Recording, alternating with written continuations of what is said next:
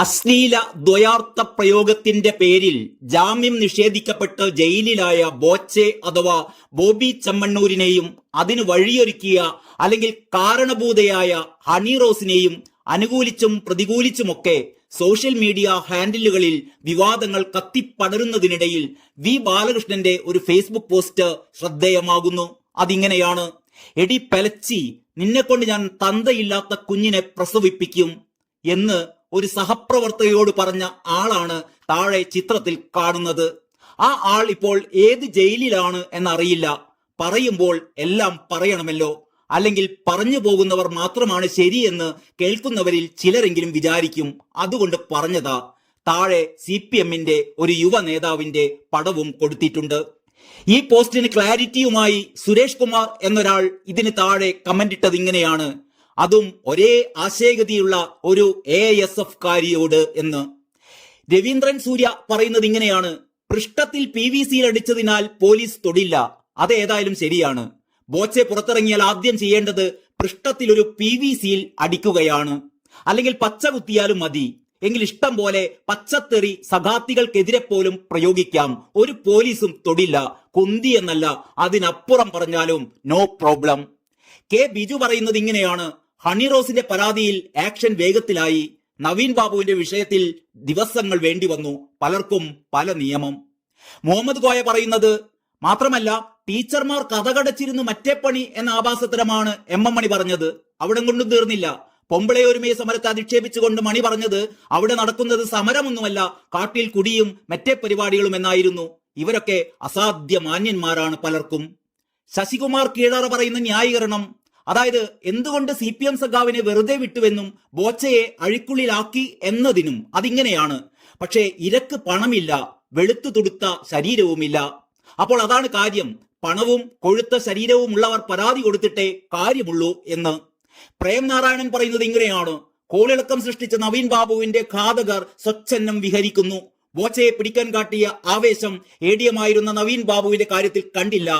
നവീൻ ബാബുവിന്റെ കുടുംബം നീതിക്ക് വേണ്ടി കോടതികൾ കയറിയിറങ്ങുകയാണ്. ദിനേശ് ഇളയിടം ചോദിക്കുന്നത് ആ CPM നേതാവിനെ കുറിച്ചാണ് കേട്ടോ. ഇങ്ങനെയാണ്: അത്രയും അവഹേളനം അവൻ നടത്തിയിട്ടും എത്ര പാർട്ടിക്കാർ പ്രശ്നമുണ്ടാക്കി? ആരും അനങ്ങിയില്ലല്ലോ. ജാതി അധിക്ഷേപം, ഒപ്പം സ്ത്രീത്വത്തെ അപമാനിക്കൽ, പരസ്യമായ വെർബൽ റേപ്പ്.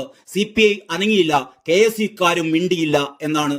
മണിലാൽ രാഘവൻ പറയുന്നു: രാഷ്ട്രീയേതര കേസുകളാണ് നമ്മുടെ പോലീസുകാർ ഊർജ്ജസ്വലമായി അന്വേഷിക്കുന്നത്. മറ്റേതൊക്കെ അറിയാമല്ലോ, 3 കുത്ത്, അത്രമാത്രം. ദ്രാവിഡൻ കണ്ണട എന്ന മുരുകൻ കാട്ടാക്കടയുടെ കവിതയുടെ ഒരു പാരഡി എഴുതിക്കൊണ്ടാണ് പ്രതികരിച്ചിരിക്കുന്നത്. അതിങ്ങനെയാണ്: മങ്ങിയ കാഴ്ചകൾ കണ്ടുമടുത്തു, കണ്ണടകൾ വേണം. രക്തം ചിന്തിയ ചുവരുകൾ കാണാം, അഴിഞ്ഞ കോലക്കോപ്പുകൾ കാണാം. ഡിഫികൾ വെള്ളിടി വെട്ടുന്നാദം, കുട്ടികൾ അലറിക്കരയും നാദം.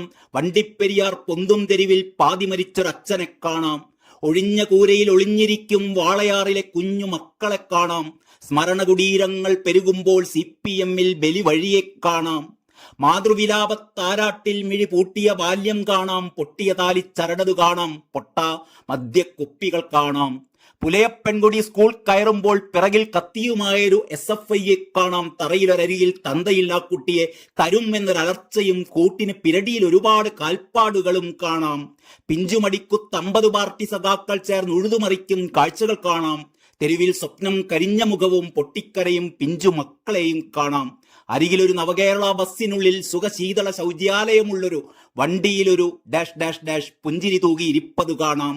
നവകേരള സ്റ്റേജിൽ ഒരു 20 കാശിന് പെൻഷൻ തണ്ടി 1000 ആളെ കാണാം. മങ്ങിയ കാഴ്ചകൾ കണ്ടുമെടുത്തു, കണ്ണടകൾ വേണം, കണ്ണടകൾ വേണം എന്നാണ്.